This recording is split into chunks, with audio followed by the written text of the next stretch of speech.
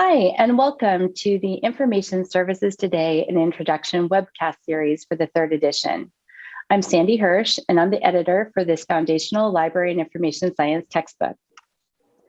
Today, I welcome Rebekkah Smith Aldrich and Michele Pavone Stricker, co-authors of Chapter 23, Community Resilience. Rebekkah Smith Aldrich is the Executive Director of Mid-Hudson Library System. She is co-author and co-founder of the award-winning Sustainable Libraries Initiative, chair of the ALA Council Committee on Sustainability, an advisory board member for the Center for the Future of Libraries, Library Journal sustainability columnist, and a Library Journal mover and shaker.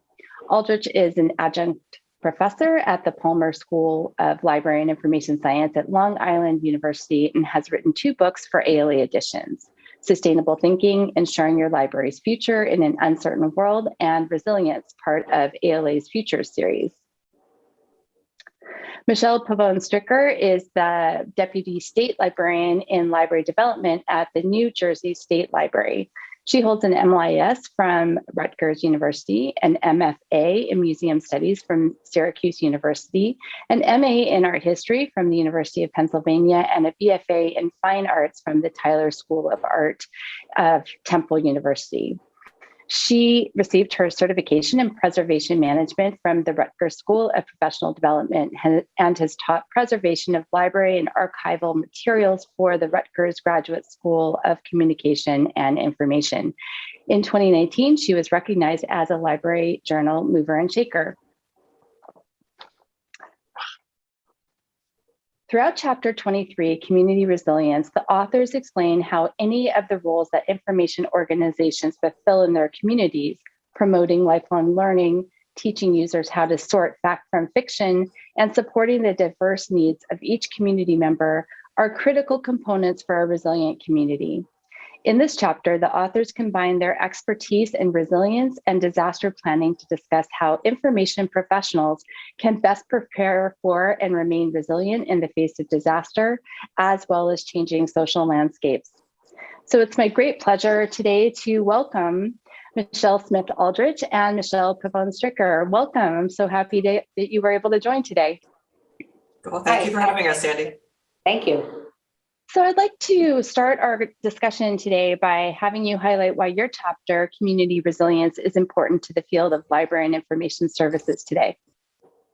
Sure. So we are excited about this chapter. We feel it's something that hasn't been introduced in the library literature before at this level in a textbook, and how critical it is in the face of all of the disruptions in our world, but primarily climate change and social unrest in our communities. So as we think through the facts that we are not passive organizations, that we serve people that have real lives and are contending with very serious real world issues, at the heart of all of this is how information agencies can contribute to community resilience so that people thrive in the future and not maybe have their heads in the sand, not only about how it's going to affect them personally or as an institution, but really for the people that we serve through our institutions.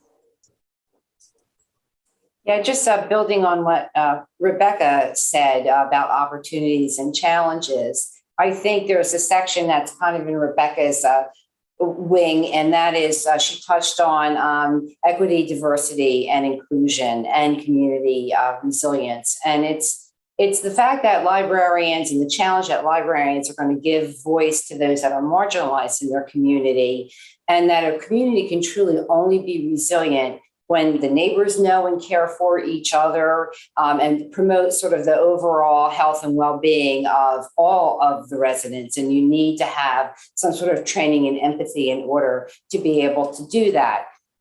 There's a little chapter in there, or not a chapter, but a paragraph in there on community asset mapping. And you could read the definition of it in the chapter, but you could use that to develop like effective solutions that are going to promote social inclusion, that comes from a position of strength in the community rather than the sort of the mindset of disaster happened and now we're going to wait for emergency management to come in and save us. So we're going to flip that around, because emergency responders are not going to get to people or your library right away if there's like a large scale crisis. There's just not enough of them. So instead, the focus is going to be on resilient people who rely on themselves to be able to step in, and help as needed and to do the right thing. And the library, I feel, needs to be right in the middle of that, communicating all of that and working with all of that. Thank you. And Rebekkah, were there additional challenges and opportunities that you see in the field of library and information science today focused around community resilience?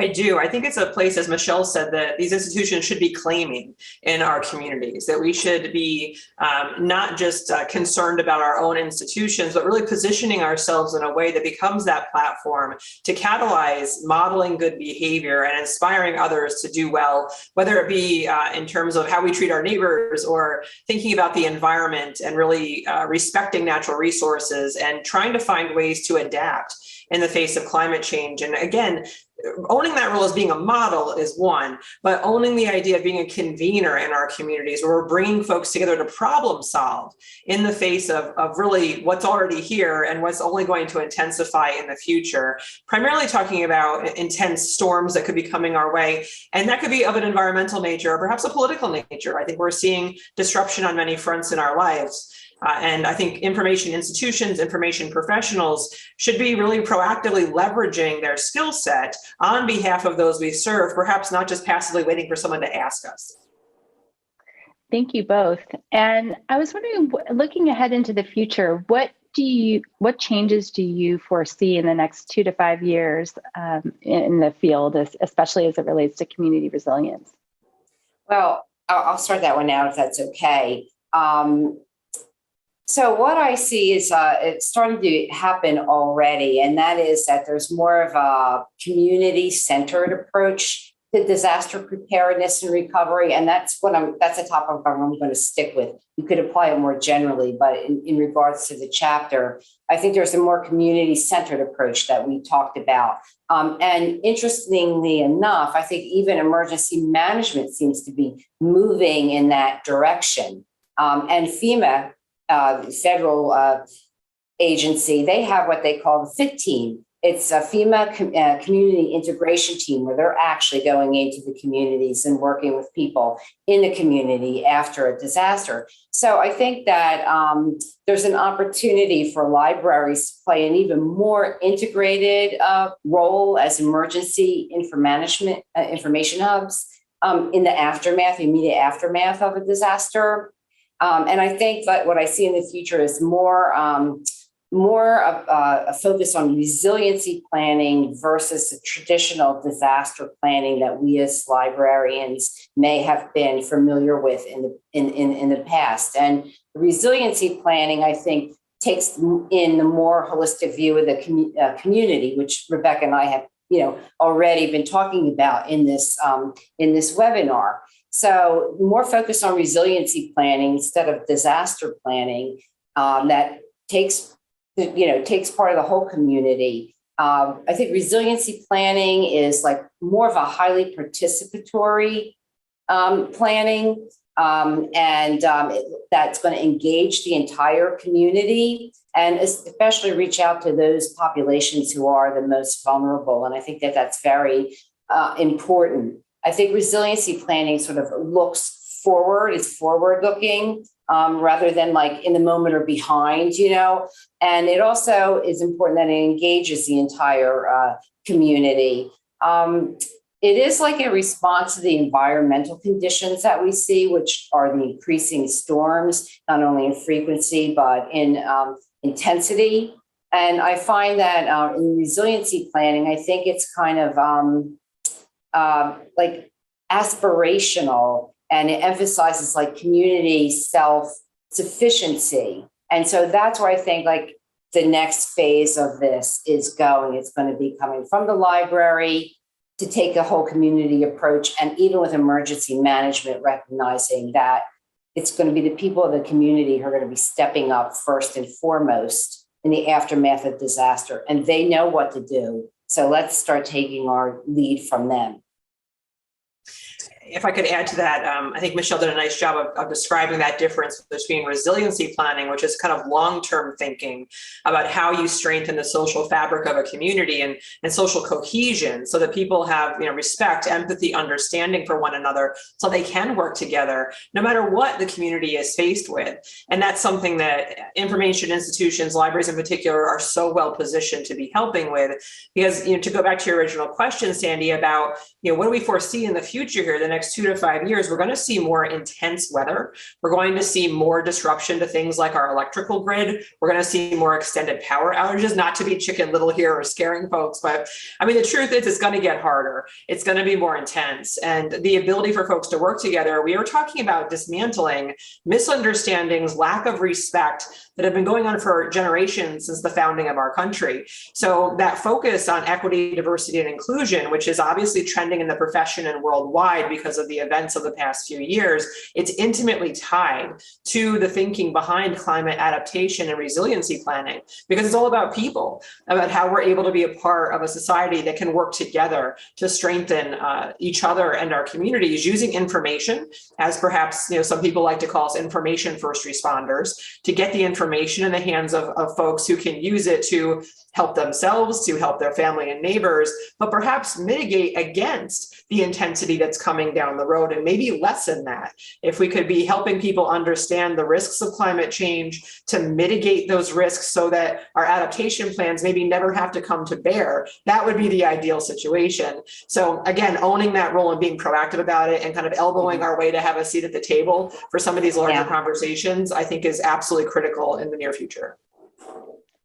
Thank you so much. I think that these are really important points that you're bringing up about the roles that we need to be playing in the future in terms of ensuring our community's resilience. So I wanted to ask you now to see if you can tell me what you feel are the top 3 competencies that are required of today's information professionals. So I'll start that one, Michele, because I think Michele and I both have our thinking is in the same spectrum, but in different time pacing of that time spectrum, because I'm thinking really long term. Michelle's in the immediate, you're going to be faced with something really in a crisis moment. Are you going to be ready for that? So I think those 2 things combined are really strong. And so one of the top 3 things I think is very important is that information professionals understand the whole concept, and really it's a decision-making framework of the triple bottom line, which is the definition of sustainability the American Library Association uses, meaning that when you're making decisions on behalf of the institution, you're considering not just the bottom line of how much something costs, but you're also considering the environmental cost of something, and as well as social equity issues related to that item perhaps that you're purchasing or that building that you're building. And so really having a holistic view of the world to make good decisions with, so that we, I think, lessen our chances of harming the natural world, of leaving folks out of decision making, or continuing to marginalize folks that are being perhaps abused in the supply chain of producing items. I'm working with a library right now in Connecticut that's going to be I think it is going to be the first agency in the entire world that is going to use all of the materials in that library will be guaranteed not to have used forced or slave labor to create. Now, you'd be surprised how hard it is to verify that issue. You would think in today's modern world that would not be a problem, but that was born out of this triple bottom line mindset of not just building the cheapest building or the greenest building, but one that was the most equitable and just in the world today. So I think triple bottom line thinking for folks is going to be 100% a core competency in the future.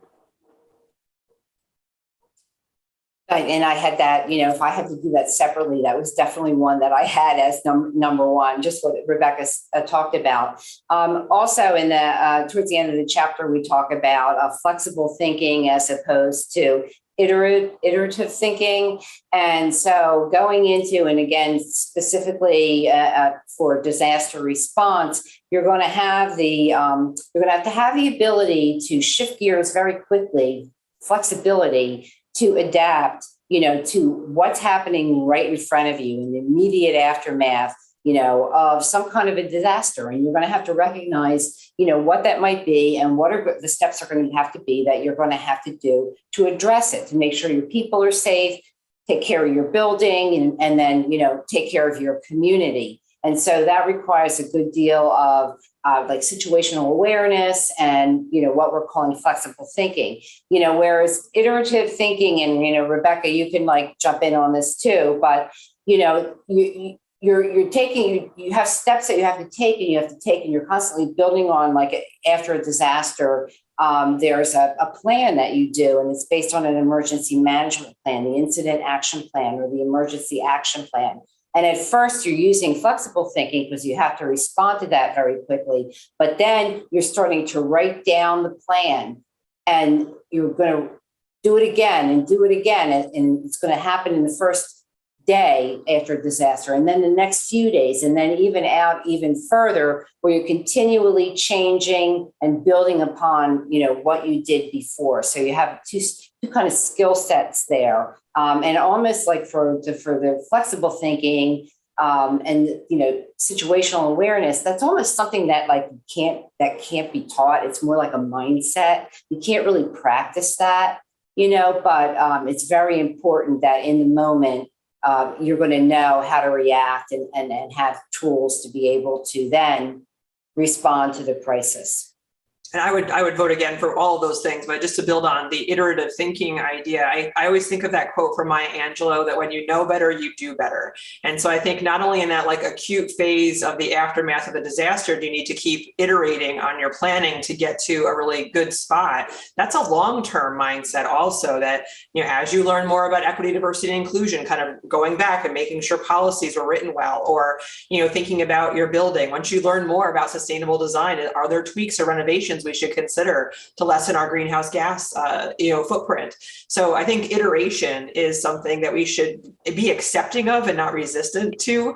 I think the whole idea of impact over intention is something that our profession needs some help with. We have a lot of really good intentions to do good work in a variety of ways, but measuring the outcomes of that intention is so critical. And that speaks to the idea of iterative thinking. And it's why we listed it as a core competency in the chapter. Thank you so much for those responses and for identifying those important competencies that information professionals need. Michele and Rebekkah, thank you so much for joining me today. And thank you again for your contribution to information services today and introduction. I am very delighted that we have this chapter in this book for this edition. I think it's such an important topic and something that information professionals really need to know about. Well, thanks for having us. And to those who are watching this recording, I encourage you to also check out the online supplement, which has additional resources and recommended readings for chapter 23, as well as the webcast recording and resources for other chapters in this textbook. I'd like to again thank you for attending this webcast with Rebekkah Smith Aldrich and Michele Pavone Stricker, co-authors of Chapter 23, Community Resilience.